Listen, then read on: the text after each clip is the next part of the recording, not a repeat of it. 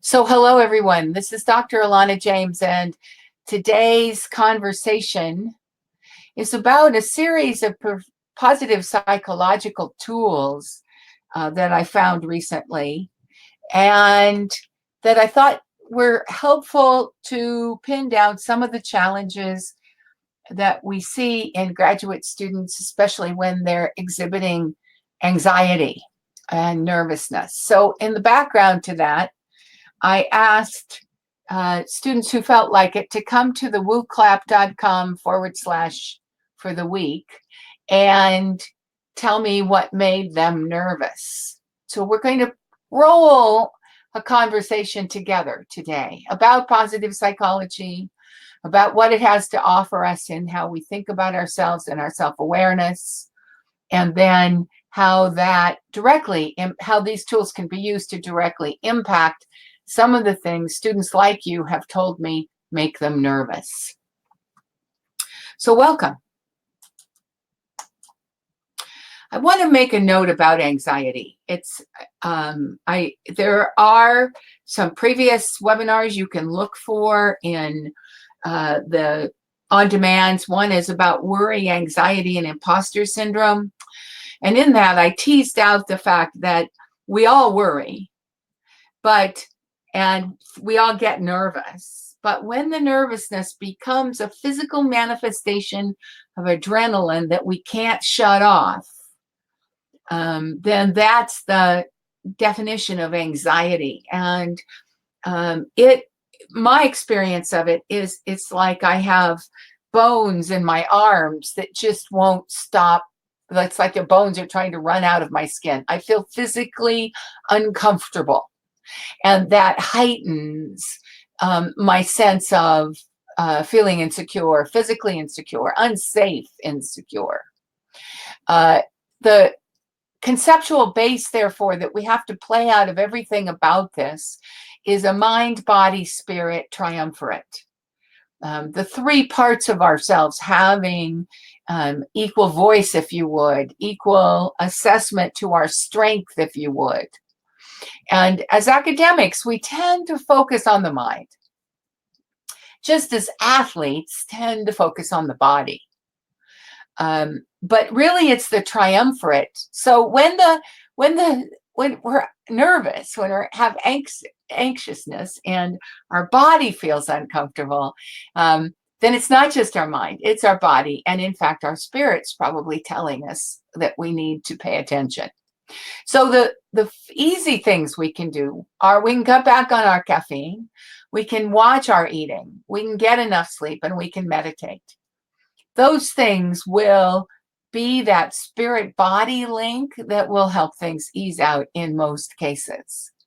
But my note here is that if you have anything that doesn't, when you do those things, when you take good care of yourself, when you work with awareness, when you use some of the tools that we're going to talk about today, and then it doesn't go away, and you still have that adrenaline running in your system all the time, go seek outside help, because it's a potential shutdown for future illness and all kinds of things. So it's time to get help sometimes. So today, the tools we're going to talk about are the tools for someone who is basically pretty strong and yet up against things that are making them nervous, up against things that are perhaps daily impacting their sense of self or our sense of being as strong as we know ourselves to be at other times. And these are psychological tools, but they're pretty simple, and they're the kinds of things that we can do ourselves, with our own journaling, with our own reflection. They're also the kind of things that outside practitioners might do with us as well. So when I went to WooClap just a little while ago, this is what I saw, and the hearts are the ones that are frequently voted on. So increased responsibility and higher expectations that come along with graduate school caught a lot of your attention. as did feeling like everyone around me understands what is going on while I feel dumb and behind, or feeling helpless when asked to do something you have never done before and have little insight into how to do it. Those were the big ones, but if you go off to the left, doing research when you haven't done, feeling behind your peers, especially if you're in a lab with people who are more further advanced in their studies than you are, you're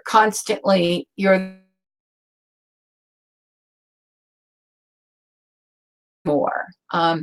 So much to do, so little structure, getting overwhelmed, then you freeze up and then you get even more behind, not able to answer questions, and feeling left behind by peers.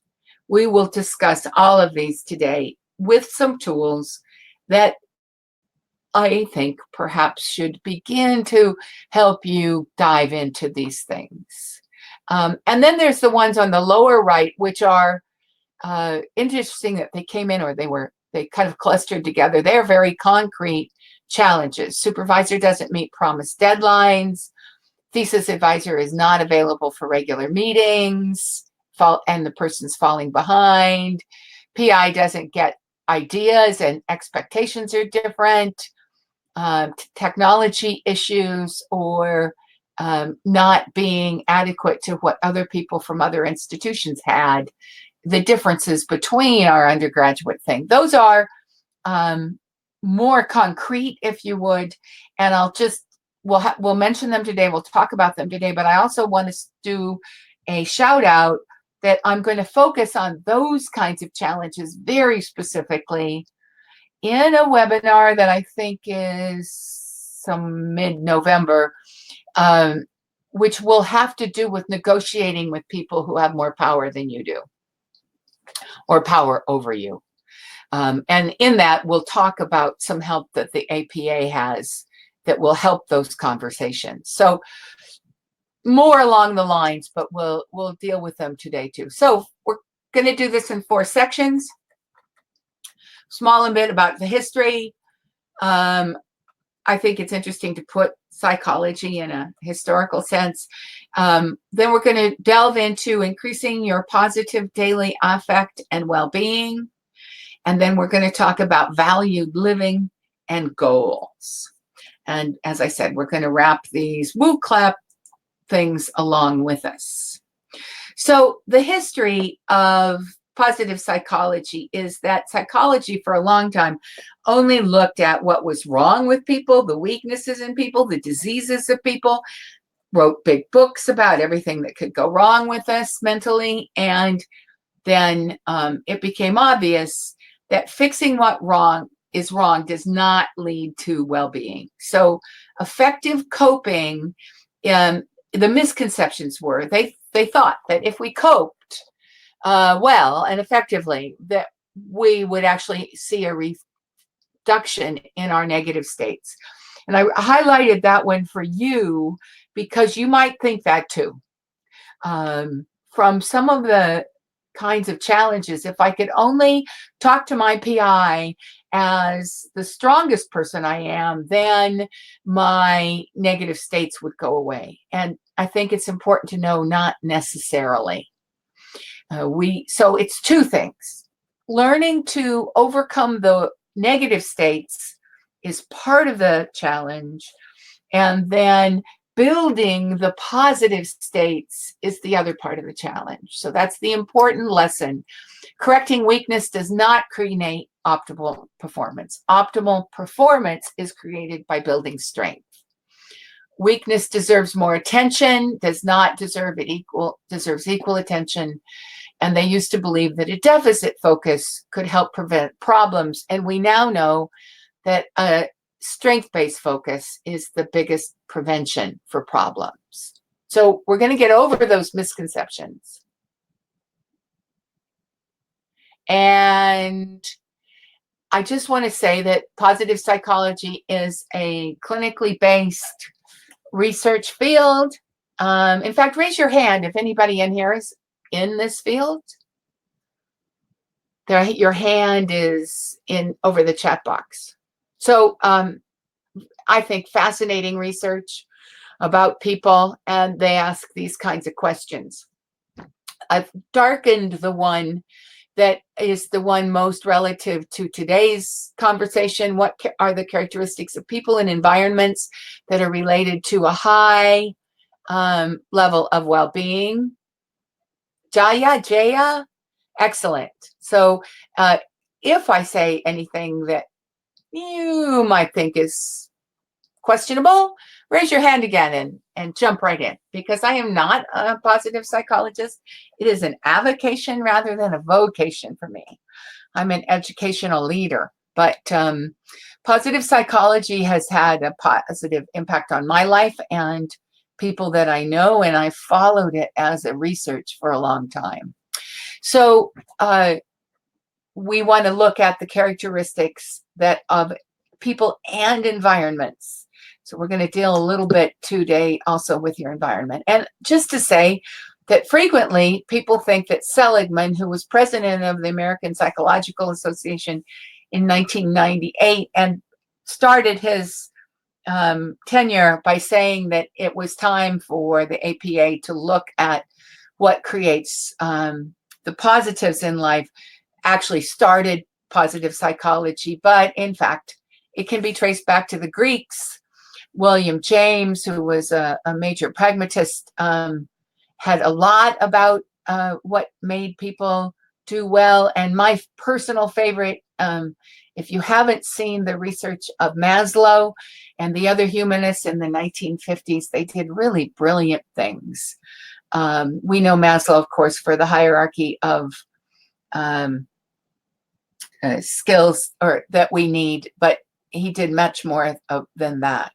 And Barbara Held most frequently has been arguing for the marriage of positive psych to others. So that's just a brief history, cements us in our world as researchers. And now let's get into the specifics as people.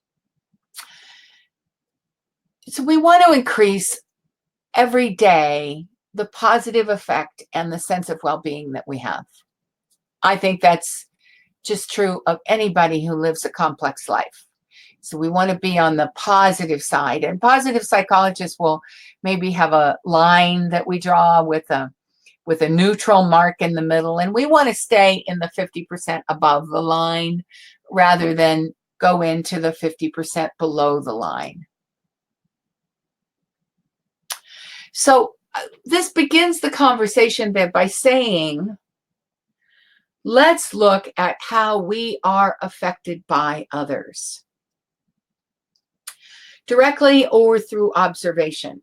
So a very interesting piece of research is that if we observe as an outside party someone being particularly kind to someone else, all three people end up benefiting from that kindness. The person who received the kindness, the person who gave the kindness, and also the person who just observed the kindness. Well, the same is true when we observe people who are being snarky with each other. And so one of the tools that should be up there, and I think it's the one that Adrienne said she had to open it as a preview and then save the preview because it probably had something in the title that wasn't, it looked like it came up weird. The active constructive responding tool points out that there are 4 kinds of responses that you can receive when you're in a positive state. So something gone on, you feel good, you mention it to others, and they can be, yeah, that's great, actively and also constructive. And isn't it nice that you also did X, Y, and Z? So that's the best kind of response we get from others. There's also the passive constructive. Yeah, that's good, but no particular building on it, no particular giving us extra because of it. There's also the active destructive. So even if you just witness someone else, I'm going to use a lab example, but it could be any kind of a graduate example, somebody taking something to a person in power, and that person in power actively destructs the work, you will receive the same affect as the person, maybe not the same exact as the person who it was their work, but it will affect you as well. And there's also the passive destructives, who are people who say, oh yeah, thanks, here, put it down there. And you're not, you have felt your mood diminish. Okay, so I'd like a show of hands. When we think about the things that make us nervous, when you think about the things that are making graduate school hard, have you seen or experienced either the active destructive or the passive destructive in your presence? Either it was you or it was someone you saw going on around you. Just take a moment, raise your hand. They're in the chat boxes. Let's see how many people are in an environment where active destructive or passive destructive exists.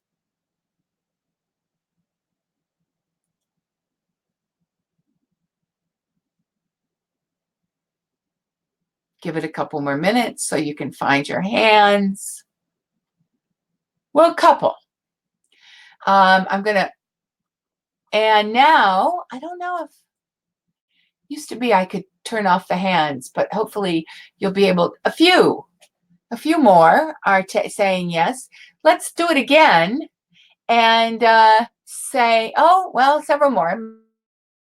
Maybe I should give it another minute. Let's say, and you might vote for both. Are you in an environment where you see active constructive or passive constructive going on around you?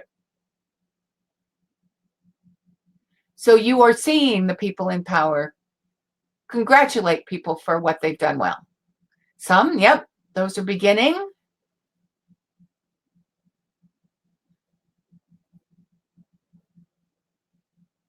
And excellent. Some people who were on one side are on the other as well. This is really good. So here's where we start. We start by saying, pay attention to what is going on around you and kind of scoop up the constructive and notice the destructive, but don't let it, just notice it. If we notice something is destructive around one and we don't let it in, we're better. And way back in my life, I learned that if I was in a negative environment and I realized it and I just didn't want it to affect me, I could literally visualize myself surrounded by mirrors. And then I could just picture that this negativity wasn't hitting me, it was bouncing right off. So what we do in our heads, remember the body, mind, spirit triumvirate. If we realize there's negativity and we consciously say, I'm not letting this in, and we put up mirrors or do whatever you do in your head so it blocks it off. And then when it is positive, and you were much more telling us that there was really quite a bit of positivity in your graduate world, we'll let it in and let it affect you. Okay. Now, that brought up these questions from your woo claps. Not able to answer the questions raised by my PI and feeling left behind by my peers. Professors saying, now that's a definite saying, that we should already know things from undergraduate that my school either taught me incorrectly or did not teach me at all. So you can't really be held responsible for your previous school. And when does the PI not, then the PI does not really get my idea and our expectations are different. So my first question about these three were whether or not they were, and I can't say this, but they could come from people who had actually seen negativity. So the PI not really getting the ideas could be kind of a sour look on his or her face, kind of a questioning something, some kind of body language that says, I don't really get this. I don't think very much of it. Um, or it could be a person who is in their own self feeling insecure and therefore reading the outside as though they were giving clear messages. And so that's the thing we have to watch out for, is our own kind of panicky mode where we just think something means something more than it does. Now, the professor who says we should already know things from undergraduate, I think could be addressed after this. This could be if you have good esteem and you're feeling strong about yourself, which we'll talk about in just a minute. Then you can go to that professor and you can say, I didn't know that from my undergraduate. My school either didn't teach me or taught me incorrectly. What's the fastest way I should catch up with this? And making them aware that some people in their class comes from a different platform than they can expect. And not able to answer questions is a skill that you will need to be able to move forward on. And later on, we'll also talk about visualizing goals. So if you're frequently confronted with questions you don't know how to answer, it's a great time to learn how to not answer well. So it's at some point in your graduate career, you're going to be having to defend some kind of an idea in a more formal setting. And when you have someone bringing up a question in defense that you can't answer, you learn to neutrally take it in, take a breath, consider the question, say, well, I didn't think about it that way, but I thought about this, this, and this. Are they tangential? Is there something in your question that I should be more aware of? Let the person who had the question guide you without giving up your power, that just because you don't know everything in the world, they're somehow wrong. When we let it go into feeling left behind by my peers, we're back in that nasty zone of adrenaline and anxiety and that downward slope. So let's look at some tools that'll help us not be in that downward slope. The first thing that we would suggest then is the analyzing strengths tools. The one in your packet is, I always have in dark in these slides, the analyzing environmental strength tool. And what it asks you is to look at your social network and who do you have in every aspect of your life that helps you build your strength, that gives you that positive, constructive feedback that we talked about on the last slide. They help you realize your goals and aspirations. They offer you, there's 3 kinds of strength: helping realize goals, offering support when things get difficult, and contributing to the fulfillment of basic needs. And they're defining the needs as our need for autonomy, our need for relatedness, and our need for competence. So nothing today is going to be this is how you get out of this, but I hope to present you with some tools that one or more will go, oh yeah, I should do that. And then that after this, you'll spend some time with these slides reflecting, in this case, who are the people who help you do one of those 3 things, and realizing them. Also, not a bad thing to realize that how helpful they are and say thank you. It's gratefulness, we'll see later, is a big portion of what they've learned in positive psychology. So that takes us into the fact that, all right, life is a mixture. And the red and green activities journal is just that. You keep a journal for a week at the end of the day, put down your activities and either put a plus or a minus by each one. Does that activity make you feel stronger?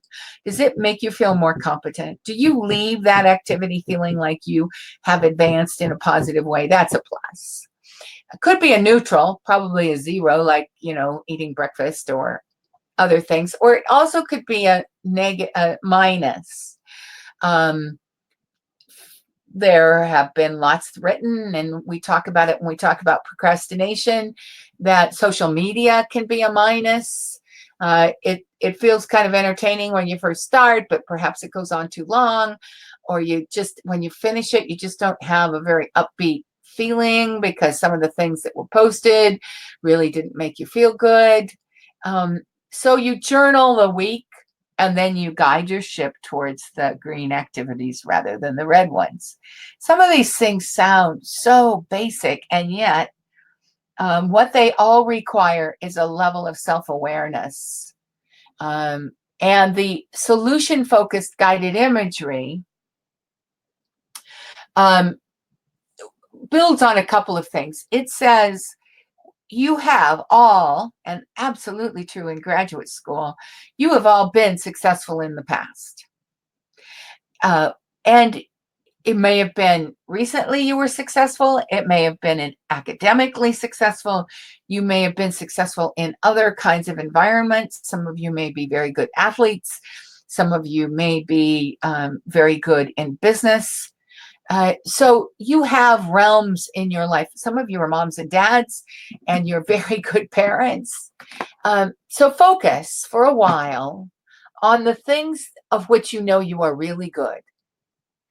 And think about how you are when you are doing those things. And there's another exercise about analyzing flow experiences. And it's the same idea. When we think about and realize what we're good at and how we are when we're good at it, then we can take that and apply it to a problem we are having. I don't mean necessarily directly, but taking the mind, body, spirit sensations that are strength, and then opening up a vista of how am I going to solve this problem. And a little while, I'll talk about some visualizations for goal setting. But we can build, if not directly on our past success, because we learned how to do something in that past success, we can extrapolate here. We can, at the very least, extrapolate the feelings and the inner awareness, and then build on that to go forward. And again, 2 more tools you can look up. Now, these might be helpful, I think would be helpful on these 3, which got your most votes. The increased responsibility and higher expectations that come along with graduate school. If you're focusing on the increased responsibilities and higher expectations, you're focusing on the lower 50%. If you're focusing on how successful you have been in the past, how you have taken on increased responsibility and higher expectations in the past and done very well, then you keep that I'm doing very well along with you. And when you go, oh, this is hard, you think, yes, but I've done hard stuff before. It's that now we're getting into how we talk to ourselves. And if you let your mind give you negative self-talk, you will feel the results of beating up on yourself. If you tend to get into it and then you say, no, that's not right. I know I've done well before. I know I've been strong before. I've been resilient before. And I've really gotten things done. And I was hard for a while, but then I succeeded. I know how to succeed. Feeling like everybody around me understands what's going on, and while I feel dumb and behind. Notice that these are based on feelings. So then I would say, let the mind and the spirit come into your help, because your emotions are feeling hit. So when our emotions are hit, the first thing we do is we take care of ourselves. We make sure we're eating well. We make sure you're getting enough sleep. And then when we're taking care of ourselves, and then we say, well, how can my mind help with this? Is it true that everyone around me understands? My experience is that I'm never the smartest and I'm never the weakest. I'm always somewhere in the middle. Sometimes I'm closer to the top. Sometimes I'm working to get there. But it's never true that everyone else around me understands what's going on. So you find the people who don't understand very well either, and you hang out with them and you see if you can build a group where everybody can get better, stronger. And there are other people who are feeling behind. But if those feelings are advancing into anxiety, then it's time to go talk to a counselor. Because although I have to say that feeling dumb can also be a good driver. So I don't want to say that it isn't. I had one graduate student early on in my career when we were doing more direct mentoring and supervising ourselves that said he went to get his PhD because everybody had told him all his life he was stupid and he wanted to prove them wrong. So if feeling dumb makes you mad and you want to use it to get beyond it, well, then that's another way of coping. And then finally, feeling helpless when asked to do something you've never done before with little insight into do it. All right, so then how does the person who's strong in themselves, somebody asked me to drive a car and I've never driven a car before. Well, you just say, I've never driven a car before. I don't even know where to start. You want to give me some help? You want to guide me to what I do? You want to give me some time so I can go look it up and come back to it? And then you are all very good students. So you know how to learn things that you haven't done before when it counts. I think we're all pretty good at going to YouTube when something is broken. We don't know how to fix those things, but we know how to go look for them. 3 more tools. And I want to talk a little bit about the role of gratitude, and then I'll ask for you to give me some feedback. Early on in Seligman's career, they learned that if you go to bed at night and you write down 3 things that you're grateful for during the day, it had a really just statistically significant effect on how happy you reported to be. So in all of this, there's this huge tie with if we love life, if we love the fact that life gets hard, but yet we're strong enough to get over it. If we love learning new things, if we love the fact that, people around us treat us well most of the time, and we keep remembering those things, it puts us on the right side of that continuum. Grateful, 3 things you're grateful for. Grateful means different things to different people. And it used to be hard for me because grateful could be just me saying, oh, that was great. So glad that happened. Or it can also be increased satisfaction or fulfillment, which I wouldn't have put the word grateful to in my life. But in a sense, I'm very grateful when I feel satisfied and when I feel like my life is fulfilling. You're in graduate school, and probably this is a step towards life fulfillment. We certainly hope it is. I certainly was in my life. And so you can be grateful, actually, for the things that are also driving you crazy. They're not mutually exclusive. And one of the things that is the tool, and therefore it's dark, is a gratitude letter, which is very simple. It's thinking about somebody that's really helpful and jotting them a note that says, you did this, and I just want you to know it still means something to me. Coping, sometimes coping is a step towards the good stuff. So we've run into the kinds of things that make us nervous, that cause us to slow down. that moment where we freeze and then we get more behind that one of you mentioned. So if, go for a walk in your quad, hang out on the grass, take some deep breaths, and always, always, always consider meditating. There are a million tools now for meditation. And in the process of this, the author that I'm using for most of this I mentioned a tool called Bloom, which I brought up on I think there were a couple of them actually in the iOS world.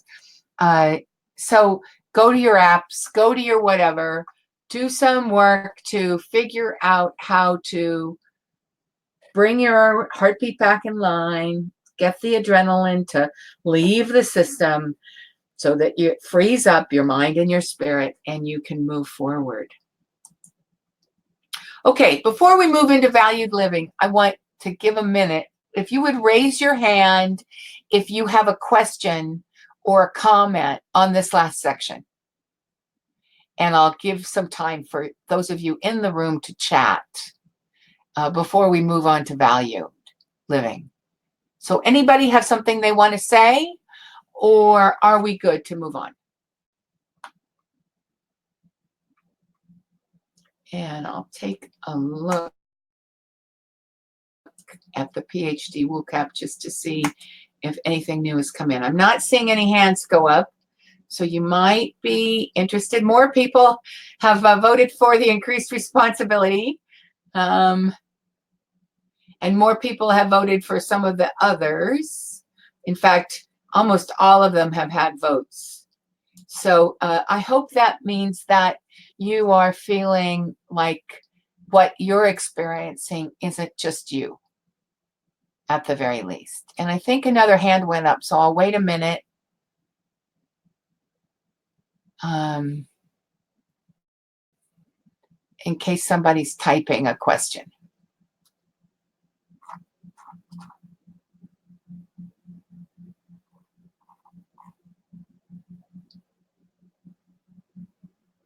Oh, and we've gotten the addition of stress management, maintaining a marriage and family relationships while in graduate school. That's a real good one for this next section in a moment. Dealing with a PI that is very negative. Okay, so Cyrus, we'll just take it as a thing that you are taking hits. That negative feedback is taking a hit. I'm gonna jump ahead. Let me see if APA.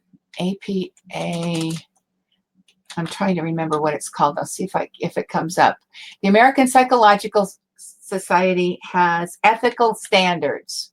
Yes. Let me see if I can get it. Here we go. No, ethical code, not the code. Guidelines for ethical behavior. It's ethics for students, APA. Ethics for supervising students. Let's see what we get.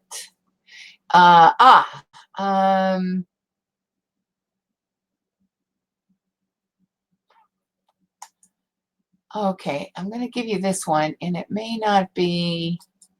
Here's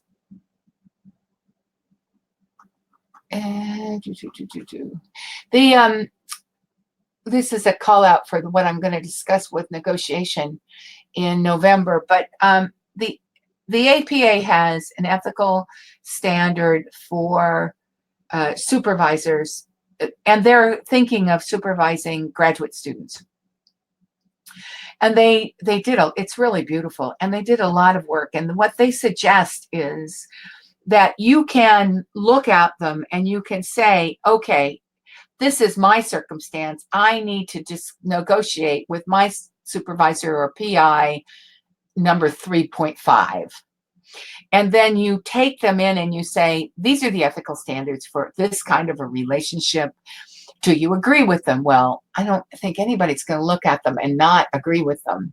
And then you say, well, can we discuss this one?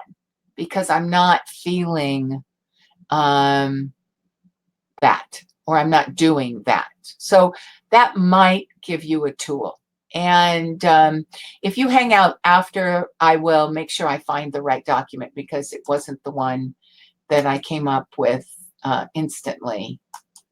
And I don't want to get caught up in one person's, but you need to have some outside source that is saying something that backs you up.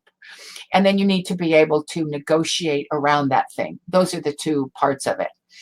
And because I don't want you to have to wait until November till you hear the rest of my talk. You can also probably email me at Alana@doctoralnet, and I might have some things that I've written that you can help with. Okay, let's go on to values. Values are what drive us. It's the thing we say, what's more important than this? A simple values test is to look at a list of things and to order them. What's more important than this? This is more important than that.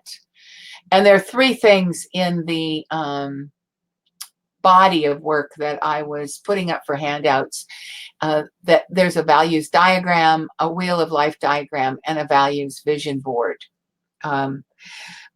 It basically amounts to this. We need to understand where we stand as to, is it more important to be kind or to be truthful? Is it more important to be a rigorous academic or to be a kind person? Is it more important to looking at the things that you have in Woo Clap, and this goes to the new one, stress management when maintaining a marriage and a family relationships in graduate school? If you're presented with something that's your child, something that's your partner, and something that's graduate school, and they're all very closely related in how important they are and how urgent they are, which one do you choose? Just know it. Know where your values are. And then if you find that graduate school loses all the time, maybe it's not the time to be in graduate school, because marriage and family relationships are more important and they're suffering.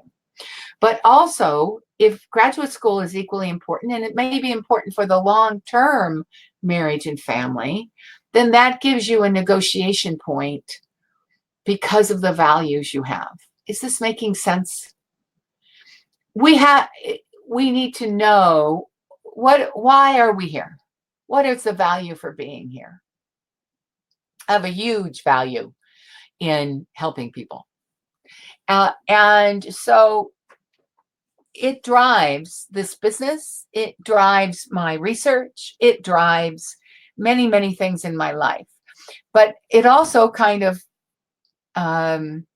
diminishes other things in my life, because I'm very fond of helping in an academic setting. So there's within a range of helping. And so other people are better in the neighborhood, and I am better in our environment here. That has to do with our values. And we need to know, I'm very lucky, my partner is very good with children, very good with neighbors, very good with helping around. And so I'm lucky that in my life, I kind of get both covered. I think you get what I mean. Now, the important thing about being value driven and knowing where your values are and knowing where it's going, and here are three more tools. You can look up the Valued Living Questionnaire on the net. You'll find it in all different kinds of ways. It's very popular and it's very out there. And then there's two, again, in our handouts: Exploring Explanatory Styles and Moving Towards a Growth Mindset, are tools to help you get to where you can absolutely be able to say, these are my values. This is where I stand. These are how I make my decisions. You can lead with that when you have a negotiation with someone who has more control. You can lead with that in these situations. Being inadequate to students pursuing the same degrees at different institutions due to classes being removed from curriculum. Well, that's something you can't do anything about. So you're inadequate, you feel inadequate to other people, but you come from a value that everybody on the planet is equal. So that's a wrestling. You wrestle with that. And you say, okay, if we are all equal, I'm better at some things, they're better at others. Maybe we can negotiate. Maybe I can work through this. Having trouble with technology issues. If I have a value that I will be forthright and blunt in my communication, then I'm going to attack the technology issues in one way. If I have a value that I have to be nice, then I will attack the technology issues differently. So I guess what I want to say about values driven is I've known several, and maybe you have known people as well who are very values driven. And you just know it. You just know who you can count on them to be these things. And they have a way of maneuvering through difficulty more easily because they let those values drive them. I'll take a stab at the last one. My supervisor doesn't meet promised deadlines. The first thing we have to look at is, do you always meet promised deadlines? If you do, if that's a value that you have, then you can go to that person very confidently and say, I really have a value of being on time, of being in place, of whatever. And I thought we had an agreement that this would happen. It's very difficult as a human being to maneuver around someone else's strong values if they're just stated in a strength-based way. Raise your hand. Is this touching you in some way? Does this make sense to you? This was one of the ones where I was thinking I knew where I wanted to go. I've known people. I understand how this works, but it's not the easiest thing to teach. So perhaps you have questions, or perhaps you want to say something. So perhaps it's having some touch. Any questions?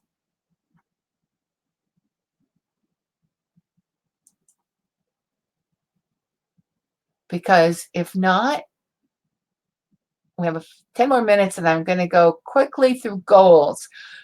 At the end of the day, graduate school makes us nervous because we have a goal we want to get to, and the things that are hard make us wonder if we're going to get to that goal or not. There's bigger underlying stuff with the fact that you are here. You're putting your time, your money, your resources, maybe your family, maybe your work on hold. In my opinion, that makes you pretty courageous people, and why you are the student population that I like working with the most. But it also requires, it is business turned very personal and nasty. It can be. Cyrus, I want to come back to that at the end. I don't want it to just think about the goals, but I do have a few things that I can say about what may be a toxic academic environment, because they can get toxic. And as can all businesses, as can all groups of people. I've certainly even known some toxic church organizations. So there are things that can happen. And we have to guide our own ship. So first, maybe we ought to know where our ship's going to go. in the resource I'm going to give you, there is a visualization exercise recording that comes with the whole series of everything that's here. And it's a pretty good one. It's 8 minutes long, and you envision yourself a year from now or a month out. You have your goal in mind. You envision yourself a month out. You envision yourself a few months later, and then eventually at the end. I liked it. I liked the fact that it went in segments.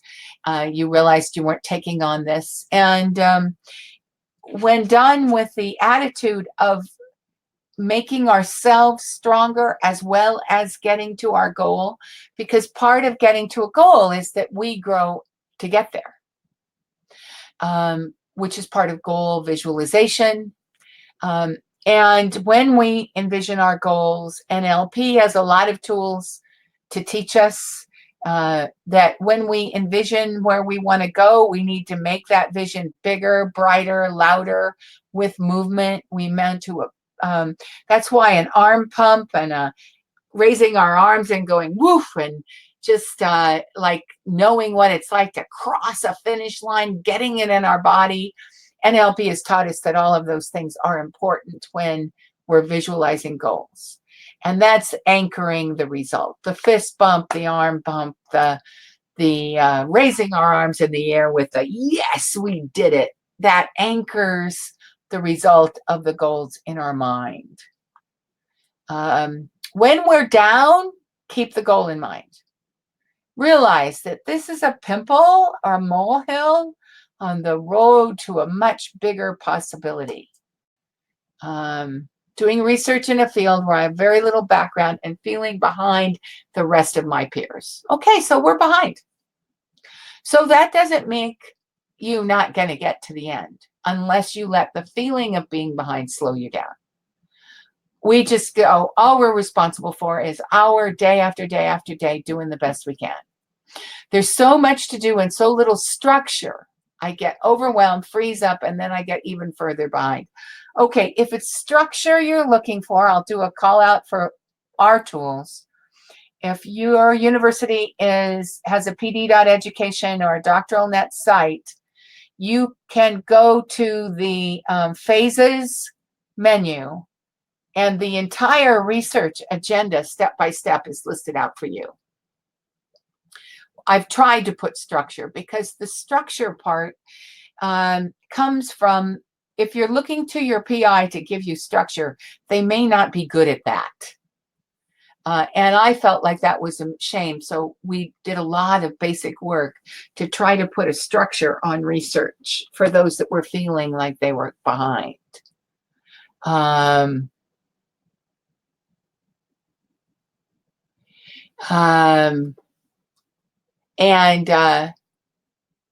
Cirrus, I'll be back to you in just a second. So how to get there? These are the strength-based tools. I just want to highlight the metaphor of David. That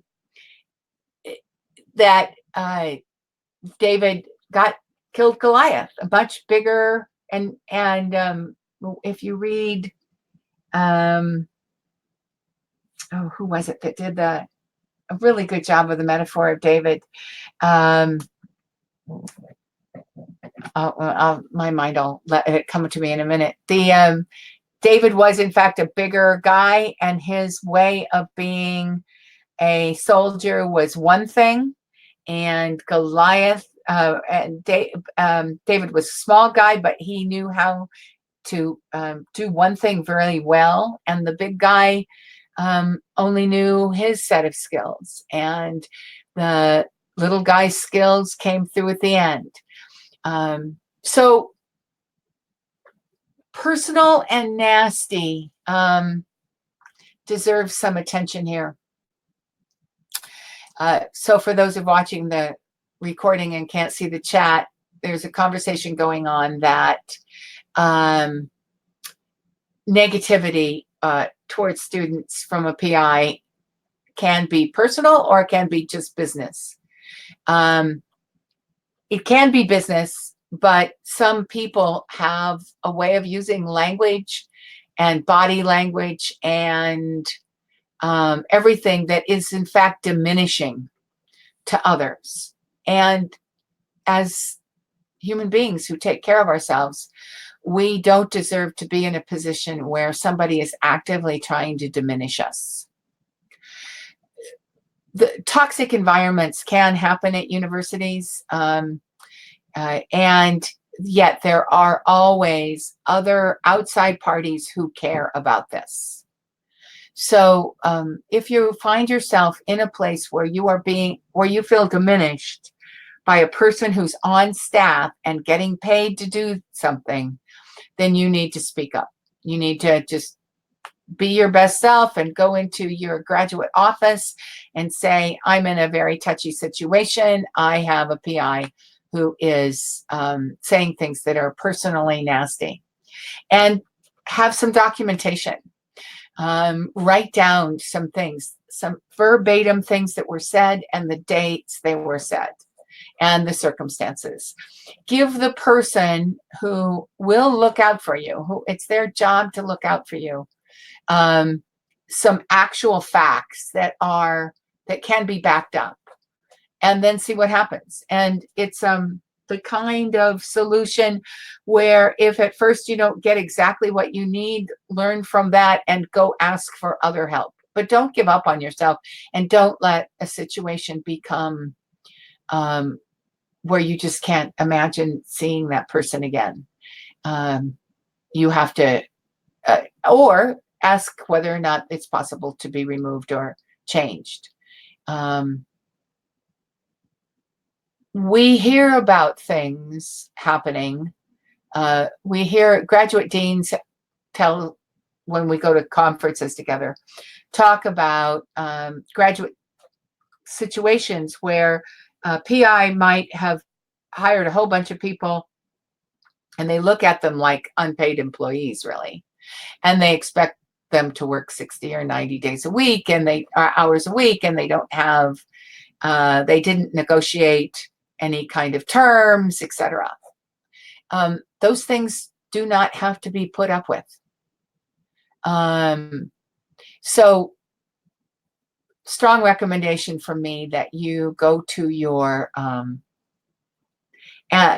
here, let me see if other people in the room, we've gotten almost to the time to quit. So let me take a moment back out and see what else we have going on in the Woo Clap. And people who in the room might have ideas for Cyrus about things you have seen other people do that have been successful. And we can use this group as a way of helping each other. And I will go see if I can find that American Psychological Association ethics thing, because one of the things it talks about is that we all need respect.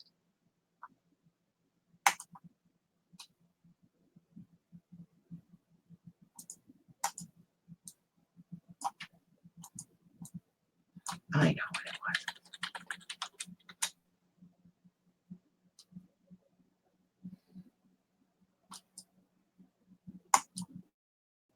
And here it is. So all of you might want to put this in your, well, it didn't click.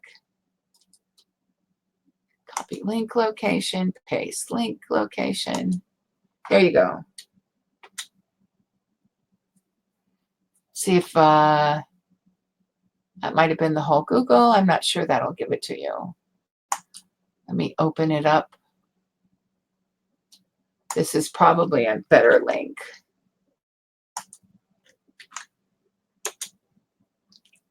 Yes.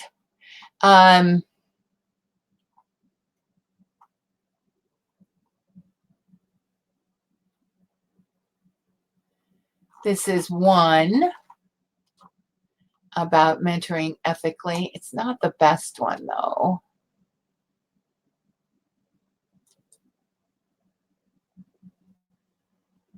Let's see.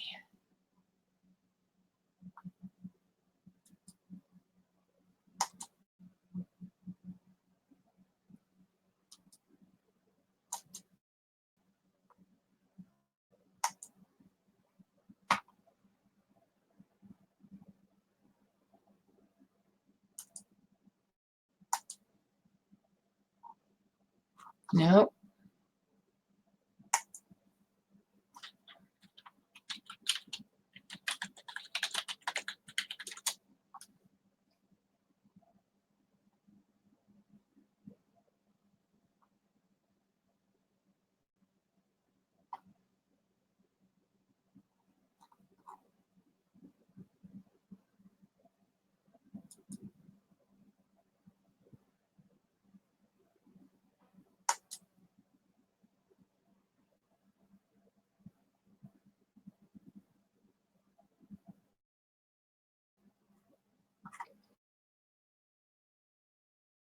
Easily one time and you can't find it again.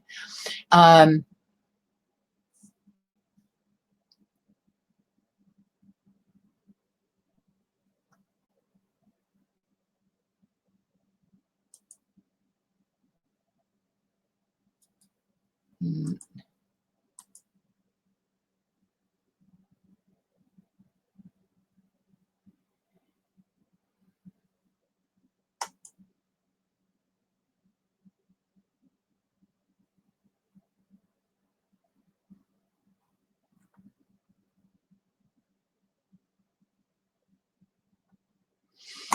so, Saris, if you want to give me your email address,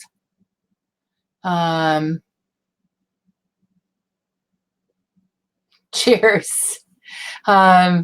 If you want to put in your email address, I will find that link and send it on to you. Those are okay, but they have published a official paper that talks about professors mentoring students, and they part of the beginning of the paper, it says the idea here is that then a student can bring it to somebody more in power and use it as a negotiation point. And tell your graduate dean. It's really heartbreaking when really bad things happen on campus and they don't hear about it until much later. Okay. Anybody else have a question you want to ask before you go? Otherwise, thank you all very much for being here. Shout out for some of the other things that are coming up. We have David Boji will be speaking at the end of the month.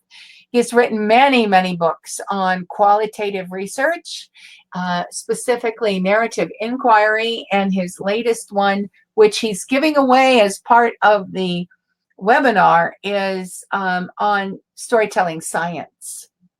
So if you haven't seen that one, it's upcoming.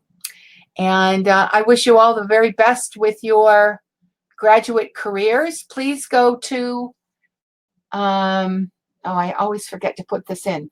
We have a link for surveys, results. If you've enjoyed today or if you haven't enjoyed today and you thought it could be better, either way, please put it in this 3-question survey and the link is on its way.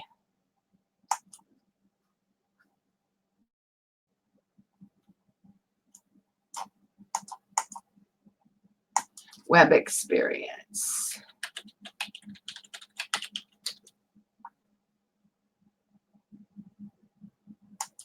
Here you go. There you go. Thank you. We're collecting data. Good to see you again, Jane. Are you doing well? Back at the writing, getting it done stage, paste. There's our link, everybody. Please take a second, give us 3 questions. It helps us have the data we need to guide our ship. And I hope this has helped you have the data you need. And I will send out the link. What I'll do is I'll send an email to everybody who signed up for this with the link to where I got these tools and the link that I've been talking about with this APA thing. Yes. Yep. I will have it. Heidi, watch for an email. I'll send it directly. You're all very good. Thank you for coming. I'm going to end the webinar now.